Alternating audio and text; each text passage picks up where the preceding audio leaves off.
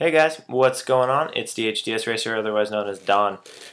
This is the build feature of the Coota review. Now, the build of this plane, like I said in the review, extremely easy. There's really nothing to even go over. There's a couple details that if you're intending to pick up this plane or already have it, you're going to want to hang around and listen because there's some stuff that could destroy your electronics just based on stock, and there's also a way to get a little more battery life out of the plane.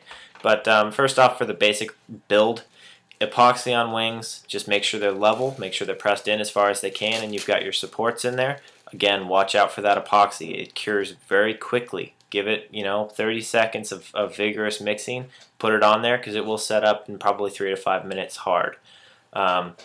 Also, if you're not all that experienced at flying, I'd probably keep the controls the way they came. If you want to give it a little bit more control, do like I've said in all my past reviews, and you want, for the maximum leverage, you want the servo arm, you want your connection point to the servo arm at the very highest location, and on the control surface you want it at the very lowest location. Okay, so do that if you're looking for maximum control throws. I'd only recommend that if you have a dual rate capable and also an expo capable transmitter. Now, the details of this plane. I was flying it on the stock setup in the review, the first review, and I also was using a 1000 milliamp battery. That's completely bone stock. Now, in order to get CG, I had to use such a lightweight battery because there is a weight in the nose. Now, this detail was actually given to me by a viewer of my video via a comment, and I appreciate that because I did not know there was a weight in the nose. There's a 2.5 ounce weight or a 70 gram weight in the nose that you need to remove if you want to use a larger battery in order to hit CG. So pull that weight out of the nose, and then I CG'd out with an 1800 milliamp battery pretty well. So you're taking out that dead useless weight and you're putting in more battery life. So there's really no downside to that.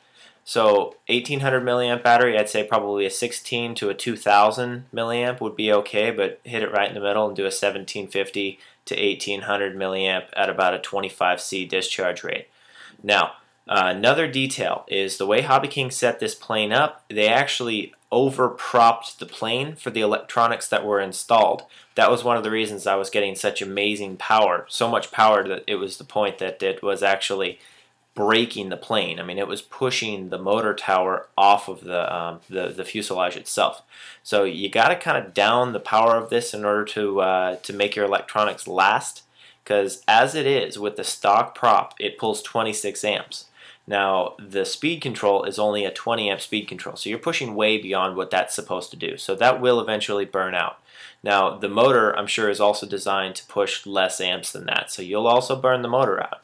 So either way, you need to either do one of two things. You can down the pitch of the prop, put a different prop on there. I don't have one in stock, so I couldn't test it, but I've heard of multiple people using an 8x4 prop. Now, the one I did have a chance to test is I have some stock GWS 7x6s go down an inch in terms of diameter. That got me to push 21 amps at full throttle with a high discharge rate battery. So probably a 20 or a 21C discharge or 25C discharge battery, you would be well within the 20 amp. But I'd take it a little more down. So take about ½ inch off each tip if you don't want to buy new stuff. So again, prop down, go to an 8x4 or a 7x6 or just under 7x6. So I hope you guys enjoyed the video. If you have any questions, feel free to ask. Thanks.